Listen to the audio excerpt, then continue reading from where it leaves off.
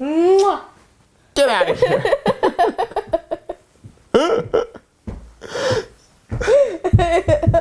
Okay, how about you go color? Okay. Okay. That was my son, and today I'm gonna tell you a little bit about him. It might come as a surprise to a lot of you that I even have a son, because in 8 years of making videos, I've never really put him on camera. I'm fairly private and protective when it comes to my family on my channel. Now you might say, hold up, you put your niece and nephews on here all the time, but in my defense, I feel like I've made it pretty clear at this point that I don't really care about them.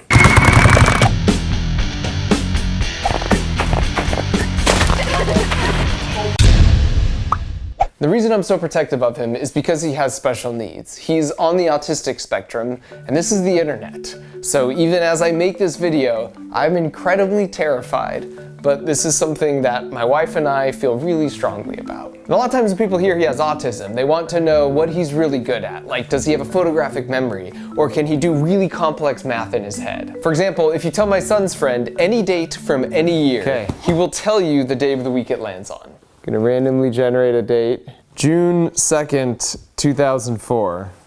What day is that on? Wednesday. It's gonna take me a second even to get there. What did I say? June 2nd, 2004? You said Wednesday. Here's June. June 2nd, 2004. Let's do one more, okay? I'm gonna generate another random date. May 26th, 2006. Friday. And there he goes. What did I even say? May 5th? May 26th. Oh, 2006. May 26th.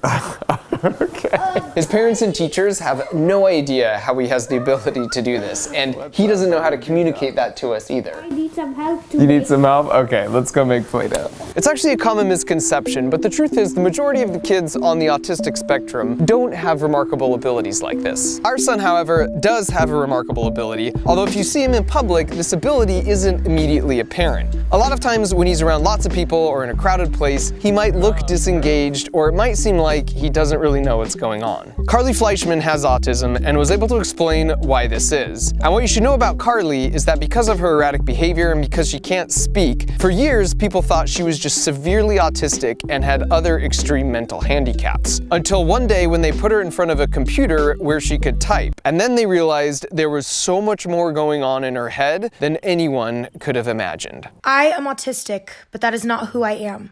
Take time to know me before you judge me. This amazing breakthrough made it so Carly was able to explain how it feels to have autism. Our brains are wired differently. We take in many sounds and conversations at once. I take over 1,000 pictures of a person's face when I look at them. That's why we have a hard time looking at people. Basically, people with autism don't have a filter in their brain like the rest of us. So if you and I were having a conversation here in this park, I can ignore everything around me and just focus on your voice. But if I had autism, I would hear the ice cream man ringing the bell behind me, and the kid crying because he's not getting any ice cream, and the cars going by, and the plane up there, as well as the train in the distance. Not to mention all of the different smells and the fact that the tag on my shirt is kind of rubbing on my back. It's sensory overload and everything comes in all at once, and it's really overwhelming and makes it hard to focus. This is why headphones can be really helpful at a place like Disneyland. But at home, when he's in a familiar environment without a bunch of distractions, you start to get a glimpse of who he really is. You wouldn't know this from seeing him in public, but he loves to laugh, to the point that sometimes he can't even breathe.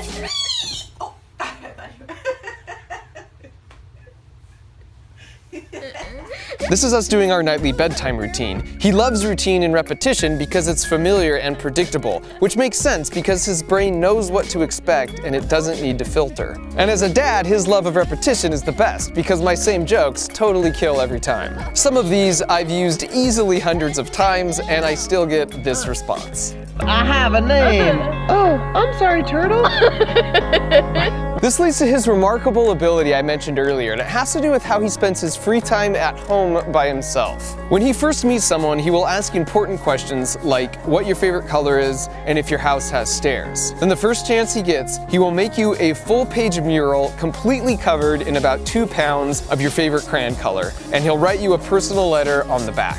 As you can see, he takes this job pretty seriously, and so we are constantly running out of envelopes and stamps. What's so remarkable to see as his parents is how happy people become when they get one of his letters. And the letters themselves certainly aren't any literary masterpiece, but people know they mean something special coming from him. Most kids are 12 years old, they get home from school and they're on their phones or they're thinking about themselves and how to look cool. But his biggest thrill is interacting with others. His superpower is making other people happy. He also makes people better. Birthday parties are a really big deal for him, even if it's not his. And everyone is always compassionate and patient with him, so he can make sure things happen just right.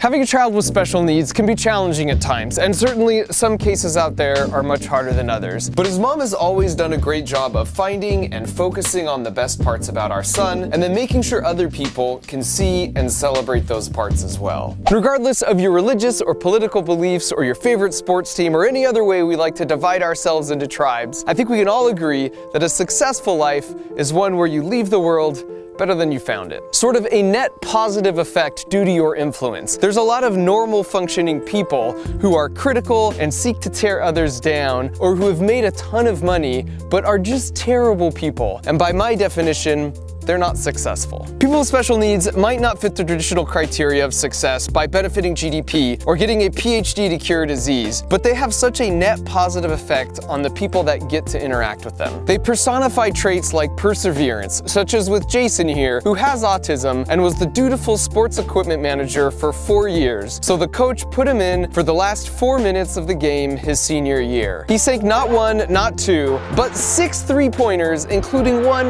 right at the final buzzer, for a performance his supportive classmates will remember for the rest of their lives. People with special needs ground the rest of us and demonstrate the simple joys life can offer.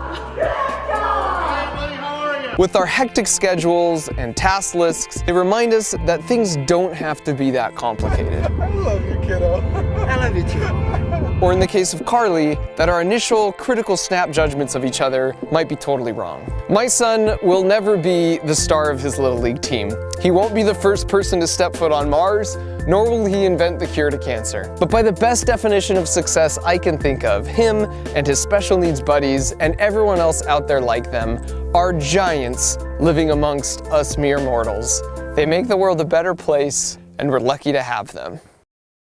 Thank you for watching the video. If it resonated with you in some way, please share it with someone in your life who you know might benefit from hearing the message. I also have a very exciting announcement. It's super distracting if you're mouthing all my lines.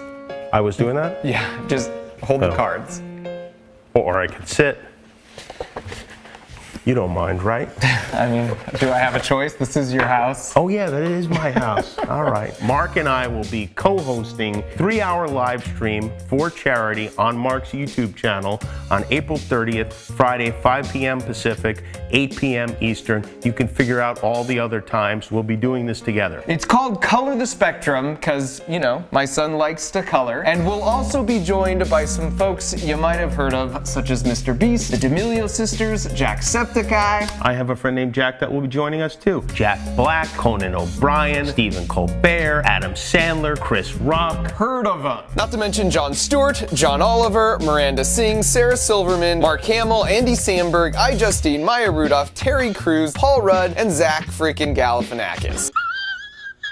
We'll also be joined by these folks as well. I'll be there. I'll be there. I'll be there. We'll be there. I'll be there. Well, I'll be there too. I'll be there. Hey, Vsauce. I'll be there. I'll be there. I know you already said my name, but I'll be there. All of the proceeds are going to a really great, a well-respected charity called Next for Autism, who specialize in supporting folks on the autism spectrum as they transition into becoming adults. There are resources for kids and teens affected by autism, but there isn't much for adults. Yeah, it kind of drops off. So selfishly, my son is coming up on that milestone. So if you've ever wanted to support my channel financially. I don't have a Patreon, so this is the most meaningful way you can do it. So click the blue donate button over there or down there, and we can start raising funds now, even before the big live stream. It's going to be a lot of fun. We're bringing the biggest stars of social media and old people media together for a great night, great prizes, and most importantly, we're going to raise an